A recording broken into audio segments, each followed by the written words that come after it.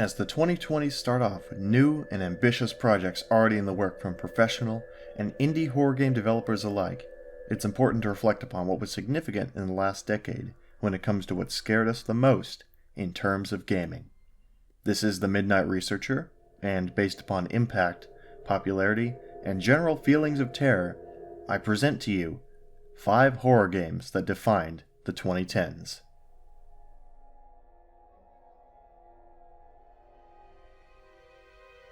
Outlast. While Outlast might be the most over-the-top in terms of scare tactics, gore, shock value, and scares, the fact that it still left an impression on so many players over the years is something to be celebrated. Set in the Mount Massive Asylum, a curious reporter gets in way over his head after responding to a frantic email about evil things happening. The investigation quickly turns into a fight to survive, a strengthened brute, a delusional priest, mental ward escapees, and a more than curious doctor.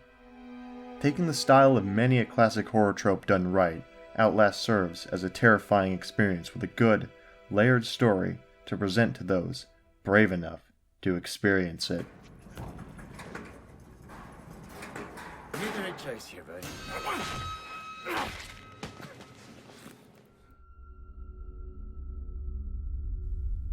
SCP Containment Breach. SCP Containment Breach is a less linear, yet still terrifying experience. Set in a secret research facility where things go terribly wrong, survival is difficult with all manner of beings coming after you. The procedurally generated environments, large array of enemies to encounter, and all the scattered useful items to help you progress means that no 2 playthroughs of this game will be alike. Use your wits, any items you find, and your environment to survive this one. But most of all, watch that statue intently, or the next time you blink might be your last.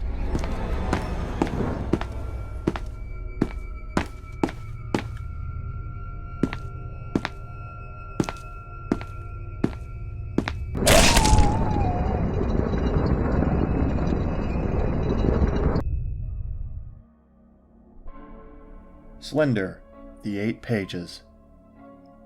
The classic game of cat and mouse taking place in a dark forest area, Slender, the 8 Pages has an unnamed protagonist seeking to collect the titular 8 pages of drawings and phrases scattered throughout the map, while being hunted by a stranger with no face.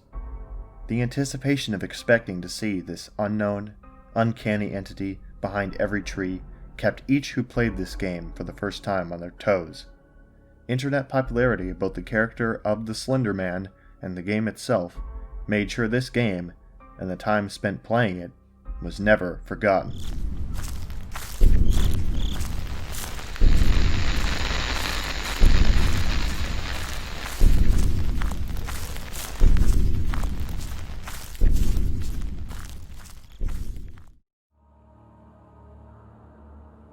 Amnesia: The Dark Descent. The iconic first-person survival horror game released by Frictional Games, Amnesia: The Dark Descent is a story-driven game placing you in the shoes of a troubled man with seemingly no past to remember. Horrors of the physical and mental kind emerge as you delve deeper into the castle you find yourself in, and mysteries are slowly solved.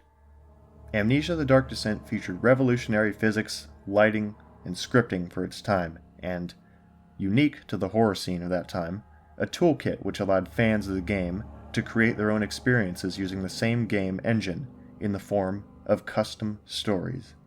This only served to prolong the lifespan and impact this game had on the entire internet, an impact it most likely wouldn't have had without both the exposure and the customizability that came with it.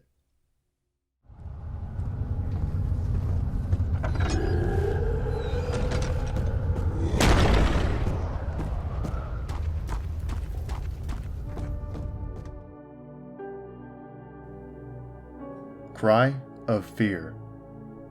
A game diving deep into the uncanny valley, personified depression and other mental demons, dark imagery, and classic horror. Cry of Fear is a truly immersive experience with many layers to it. The game sets the player in the shoes of Simon, a 19-year-old who wakes up in an alley after being hit by a car. The rest of the game is his strange journey home as he battles monsters and explores the world around him, as said journey seems to have more meaning to it than what's seen on the surface. Cry of Fear was originally a mod for Half-Life, a game which many players had already gotten to know.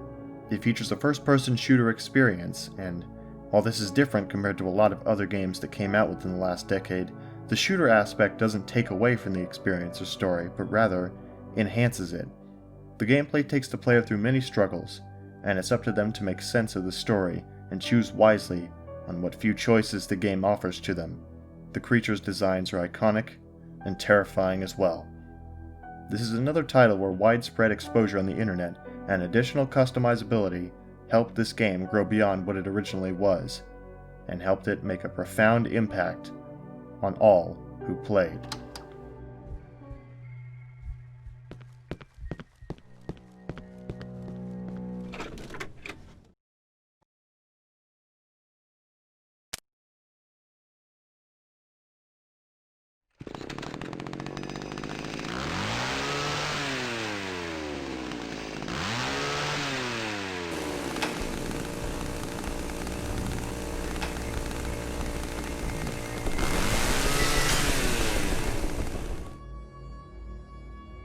PT.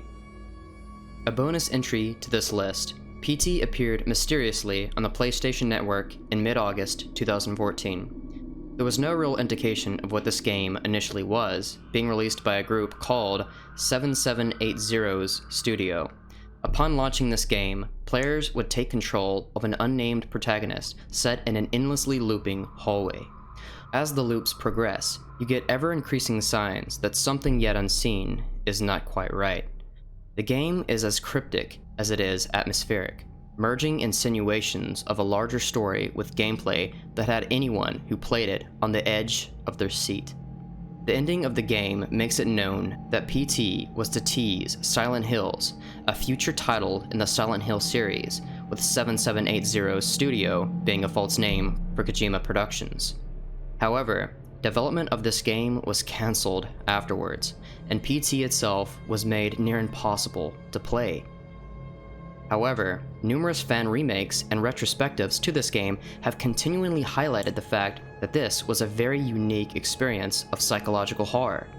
And while it is unfortunate we never got to see Silent Hills, PT left a lasting impact and has inspired many indie game developers and their own efforts to add to the horror game scene, even to this very day.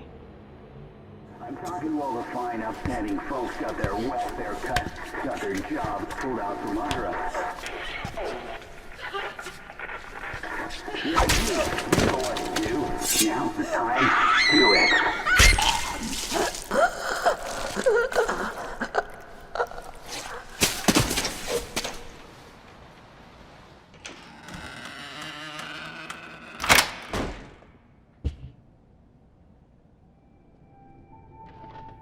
Thank you for watching this video. There will be links in the description to all these games down below, with the exception of PT. If you enjoy this kind of content and want to see more like this and other horror-related content, please consider subscribing and share this video with your friends. This has been Seth, the Midnight Researcher, and I will see all of you next time.